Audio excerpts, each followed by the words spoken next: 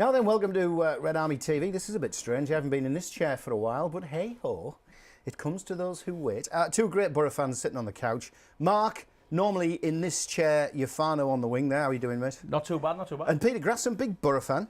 Yes. And big non-league football fan in the area as well. And we'll be talking non-league football a bit later on, won't we? But yes. Yeah. Let's turn our attention, chaps, to... well, it's been an international week. I think it's been a decent time for a break for the Boro, hasn't it? Take your mind off a bit of a slide down the table, isn't it? Definitely. Yeah. They needed the break. That gap we had points-wise has just evaporated. It's gone. Yeah. It's gone. Are you concerned, Marc? Well, I agree with Peter. I think the international break did come at the right time for us. Yeah. I think it come at the right time for players, management and fans, to be fair.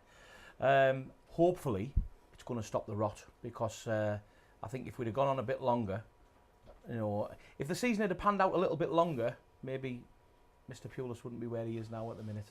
That's what I fear. Where is he now in his garden, digging up some... Well, the thing is, Dave, I mean, he's got 11 weeks left of the season, 10 weeks left of the season. The Boro ain't going to push him out. Either, like, there's been lots of reports over the last couple of weeks. They're not going to push him out and lose money that way. No. But I think if it was maybe 6 weeks prior, he might have gone. Around about Christmas time. Might have gone.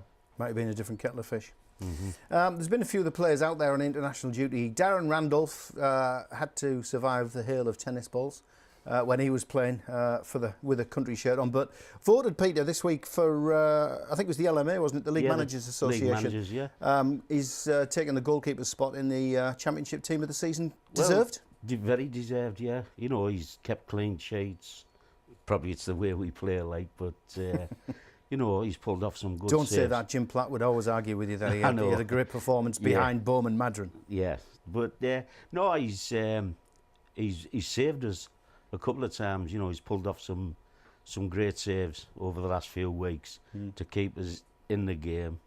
You know, but yeah, well deserved. You know, I've got to say that. Has he been as steady as anybody in the squad this season?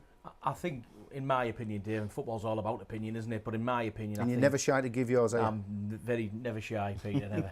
Well, I think he's been our best player. He's a standout player, and you know, it probably pains me to say it, that regardless whether the Boro get into the playoffs or not, he's probably one on the radar of a Premier League club for next year, and he'll probably move on. Unfortunately, I think he's been that good. That concerns me. You just slipped into that line there. If the Boro make it to the playoffs this year, who'd have thought? You know, remove the last couple of games. Who'd have thought we'd have been saying if we make the playoffs?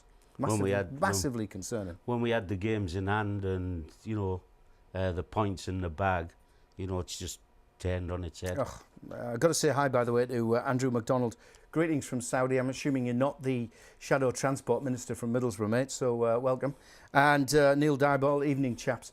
Tav, decent line for Tav, captain England, under-20s. They got beat in Portugal, but recognition for him as well. Nice to see the youngsters, as well as the likes of Randolph, the established players, getting called up.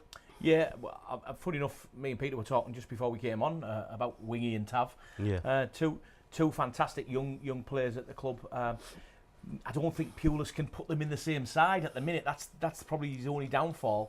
But both got an abundance of talent and massive futures ahead, in my opinion. I don't know what contracts they're on, but they should be on a long contract, because they're the future. Yeah. Without a shadow of a doubt. Somebody who we thought was a bit of the future, a bit of a long stay. Obviously, he's not played a part in the Boro shirt for a while now. Braithwaite's an interesting comment to come out. You know, where is he now? He's in Spain, isn't he, with Leganes. But I'm not going to return to the Boro. It's all kick and run football. It's not the dream that was sold to me. What do you make of the comments? In one way, I've got to agree with him. I'm going to say honesty, isn't it? Yeah, it's honesty, because in one way, I think when he was sold, obviously he's an international player, isn't he? You know, he's an international player, wants to play for his country. He was a bit part player in the World Cup. You know, he didn't set the world alight at the World Cup, but he still played in it. I just think when we sold him the dream of coming to the Boro, it was about getting promoted. I think he's now been through, obviously, Monk and now Pulis. And the dream is, theoretically, for the club, maybe it isn't promotion, is sort of staying in and around the playoffs, touch wood. And obviously the money wasn't there to bolster. So I think, you know, kick and rush football, maybe. I think he's a bit harsh. Yeah, maybe that's a little bit harsh. We've seen some good games, you know, and they all say about Pulis being a kick and rush team.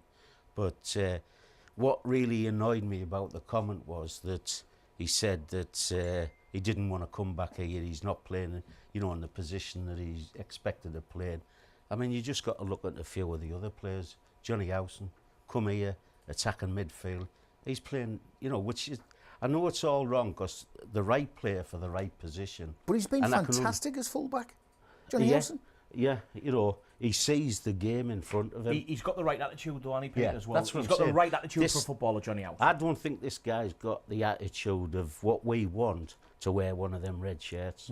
I just don't think he has. So good riddance, basically. I well, know he's still our personally, property at the yeah. moment, but Well, 2 years left on his he's got- contract, hasn't he? He's got 2 years in his contract, but who's gonna buy him? You know, I mean, if he's on if a he decent made a screw, sta- isn't he, wages-wise as well? So But there's a if he- financial impact for somebody if if you- they take him. if you were a manager and you sort of seen that statement, what he put out there, would you want somebody like that in your club? You know, I think, personally, bad egg. I think it's a kick out at Pulis, isn't it? Yeah. You know, it's a kick out at Pulis. It's funny because I think I said on this show many months back, I hope Pulis puts his arm round Braithwaite like he did with Traore, and he brought him on massively. But for some reason, it never happened, and there was sort of Braithwaite was saying one thing, and Pulis was sort of like either agreeing or going a little bit off the other tangent. A part of me wishes he had put his arm round him, because I think he could have been a good player at the Boro Braithwaite. He had a Without great start to the season. Yeah, Oh, yeah. This without a season. shadow of a doubt. Millwall, he was our best player against Millwall in their opening day debacle when everybody else just failed to perform. And then for a couple of games after, he was scoring goals and looking dangerous. Well, that's what I'm saying. So, I mean, what brought about that he wanted to be away from it? There must have been something that happened behind the scenes that's took him to this level where he's saying he's not going to come back. Well, I think it's quite evident he doesn't want to come back now, isn't No, it? yeah. I'll never return it. I think he's planted the seed now, hasn't he, for the end of the season. More than planted the seed, mate. I think he's dug a big hole and put a big oak tree in there, hasn't he? We're going to come back to footy very shortly and Boro chat very shortly. But Peter, part of the reason why you're here is we were going to have a chat about former Boro YTS player, Anthony Lee. Yeah. Great lad. Oh, I know his dad better than I know Ant, actually, because his dad used to scream at me when I was refereeing in the Unibond League. Oh, I did. When he was Bishop Auckland manager.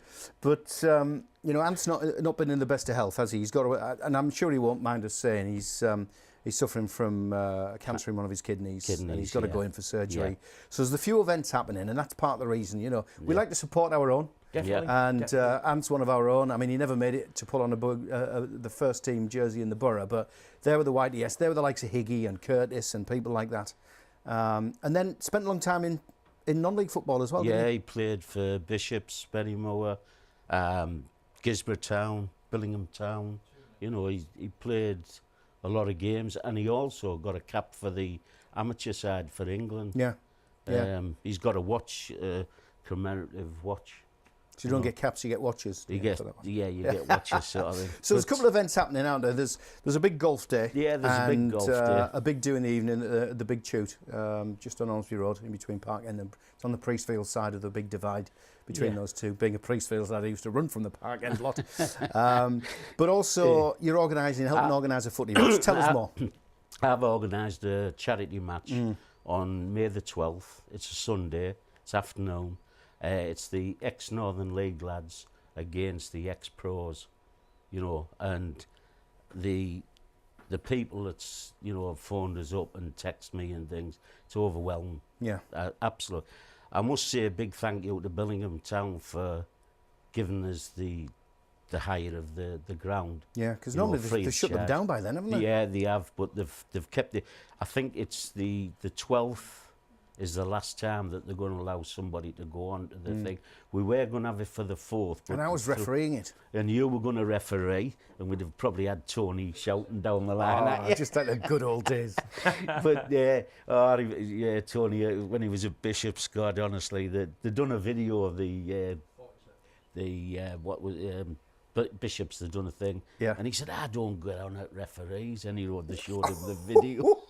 Tell you what, It out was of all of them, unbelievable. you know, It was unbelievable. Harry Dunn was at Whitby at the time. He used to have a good go as well, but Tony was the master. I'll tell you, we're going to have a break very shortly, but I'll tell you a funny story about Tony Lee on the other side of the break, and absolutely typical of what goes on in non-league football. I suppose, Marc, it's the same as local football as well, but that's a cracking story. We'll have a bit more chat about the game. Yes. Who's going to be involved, how you can get involved as well by supporting it.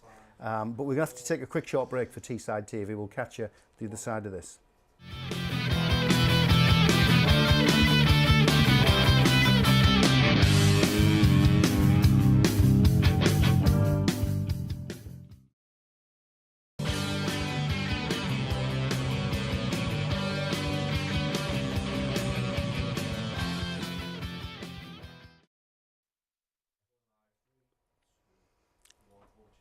Now then, welcome back to part 2 of Red Army. There's some cheeky people out there. Duzza, good to have you with us, mate. We love you. You know we do. You're a cheeky lad. Now you've turned fully pro. Best of luck as well. Peter, we were talking about Antley and the football match. Yes. It's Billy Town.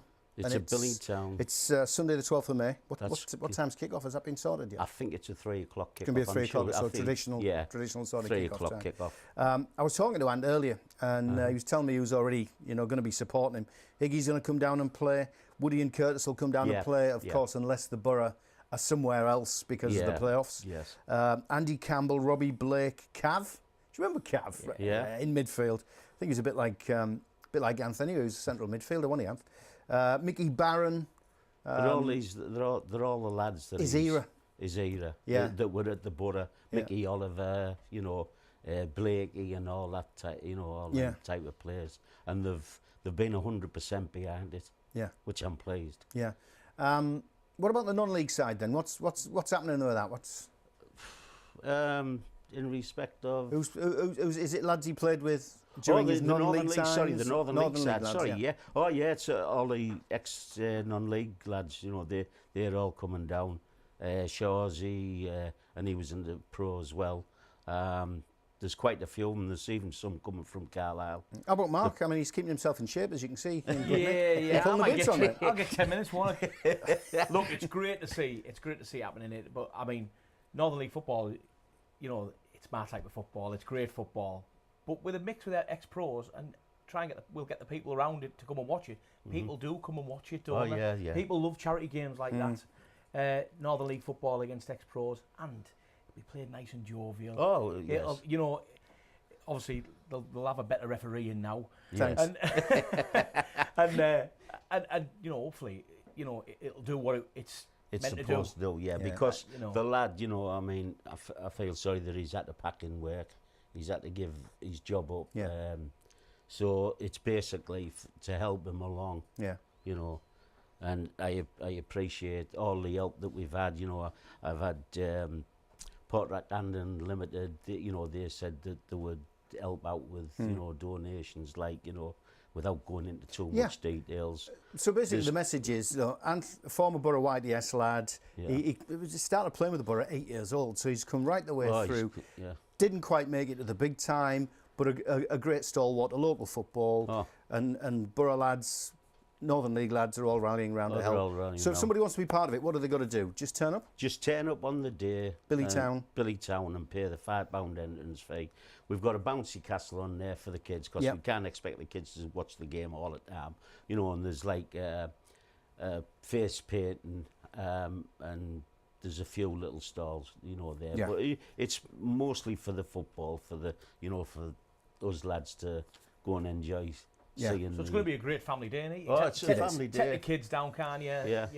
See a bit of good football, good decent football. And I'll tell you the Tony Lee story, though, very briefly, and then we're going to get back to the Boro. All right. So I was a linesman on the Northern League, assistant referee if you need, for a couple of years before I went into the middle.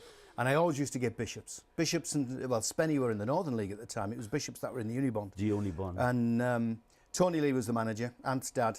And he'd be forever in my ear, because he used to know me from my Boro commentary days and all that sort of stuff, and my Sky job. And he's like, Dave, your mates are terrible. Your mates are terrible. He's made another mistake. Dave, look at that. That's never a free kick. Dave, that should have been a penalty. And he was always in my ear. And I'd be saying, Tony, shut up. Shut up. You'll get me to bother, mate. Shut up. Dave, tell him at half-time he's having a terrible game. I can't wait until you get in the middle, because at least we'll have somebody who's sensible and knows about football. The first time when I progressed into the referees, the first game, what was it called then? King's, what was I can't remember the name of the ground. Bishop's ground, the old ground. Oh. Right, did the game, Tony at the end of the game, walked up and he went, "You're just as bad as the rest of them," and walked away. Not like Tony, that's No, not like... No, it's not like Tony. No, Tony, No. I love you, mate. I love you. But, I do. You know, the lads that's going to come down for the game, likes of his brother Spike, who's at the under-23 academy. He's going through a difficult period with his wife as well, Gemma. Lovely girl, lovely family. Yeah. She's got a brain tumour. You know, she won't mind me saying. She's done a lot of things for, you know, the charity and things like that. It is a shame. So the message to Boro fans is, if you can help one of our own, get down to Billytown. The Boro's unlikely to be playing Sunday the 12th, 3 o'clock kick-off, and see if we can support it. We'll enjoy it. Absolutely fantastic. We've got to get back to real Boro chat here, because there's a big game coming up at the weekend. Norwich coming to town, flying high. How tough's that one, Mark? Well, put it one way. Look, they are flying high, aren't they? Yeah. And they're playing good football, Norwich. The league doesn't lie. Simple as that. Yeah. Is it a tough task for the Boro? Without a shadow of a doubt. Look, with my Boro cap on, you know I'm always going to, go for the Boro all the time. I think we can pip anybody at home. On our day, I think we're as good as anyone else. We've been punching above our weight. But it's a massive, massive task ahead. You know, that I think they need the fans more than ever on that game. Honestly, it doesn't help that it's on the TV, so people tend to stay away and watch it. I think they need the fans there, because I think if there's a bit of a roar in the stadium, push them over the line. I think if you can beat Norwich at home, I think it might steer us in the right direction to stay in the playoffs. Bear in mind, we've never been out the playoffs, have we, all season? No. And the fact we're talking about it is ridiculous. We could be, though. But we could after be this weekend. after that game, and that's what worries me. 1 point between us and the 11th position. And it shows how we've let that slip. Yeah. What worries me, though, Peter, is the form that some of those teams who are now breathing down our necks are in. Villa, as a prime example. The sort of form they're picking up, and they're not the only ones who are picking up decent runs. And we can't pull a point or a win out of anywhere at the moment. I mean, the support, like you said there, Matt, we need the support. Against Leeds, it was fantastic. And we were unlucky not to win that game. We were really unlucky. We played some good football. To be truthful, I think we looked as if we were in the top two, and they were, and it was only that last-minute goal that we give away. But against Norwich, it's going to be a hard game, because we tend to fall down against them. Yeah, they've not. It was last year they came here, and they were not on a good run of form. No. We were, and I remember quite clearly up on the screens in the concourse areas is Gary Monk hasn't lost against Norwich on a Tuesday night. Yeah. And a mate of mine turned to me and gave me a tenner and said, "Can you go and put a bet on for me? Stick it on Norwich to win." Yeah. And they did. They turned us over, Yeah. and that was and they again, they're our bogey team, because earlier this season, that's when they started their run. We went there and they did us 2-0, and they started their and run. they've just gone on a run right through. They're well organised, though, I can't believe we're saying this, but like the Boro defence-wise, we were always organised. Look at the clean sheets we've kept and things like that. But Norwich are the same. They're well organised. And they've got forwards who can score. And they're peaking now. It's the right time to be playing good football. Hopefully, the couple of week break hasn't helped them, and it's helped us to recharge our batteries. That's how I'm thinking. Always the optimist. How's it going to go? My prediction, 2-1 either way. That's how close it could be. I normally say something witty now and say I'll sit on the fence and I'll say Boro 4-0. But I'll tell you now, if the Boro win 1-0, I'll be over the moon. Let's be completely frank, if the Boro pull a 1-1 draw out of it, I'll be over the moon. Because it means we've scored against them, we haven't been beaten. What's the chances of us getting turned over? After the couple of weeks before that could kill our season. Well, yeah, after the couple of weeks leading up to the international break, it's more likely than not now. But again, hopefully they've been working on it. And I think on our day, the Boro can do things. You know, we've said all season we've been punching above our weight with the squad that we've got. Yeah. We didn't add any 2 or 3 players that we want to do on the transfer deadline. That's all history and water under the bridge. Yeah. That's a whole different ball game if that had have happened. However, we've been punching above our weight with the squad we've got. I think on our day we can match them, if not beat them, at home with a good crowd. But to get back to your question, Dave, there's always a chance to get turned over against a team like Norwich. Good side. You concerned, Peter? Very, very concerned. But as I say, we can, like Marc said there, on our day we can beat these teams. You know, we've proved it. You know, so I want us to do it. I want us to beat them 3-1, but I don't think it's going to happen. If we can play like we did against Leeds and the first half an hour against Preston, which I thought was outstanding, Yes. there's no debacle going to happen. But they are a good side. If the red cards come, let's hope it's in our favour this time. Yes. Yeah. So you're going for a... I'm going to go for a 1-0 win, Boro. And you've said 2-1 either way, but come on, give us... I'll say 2-1 to the Boro. 2-1 Boro.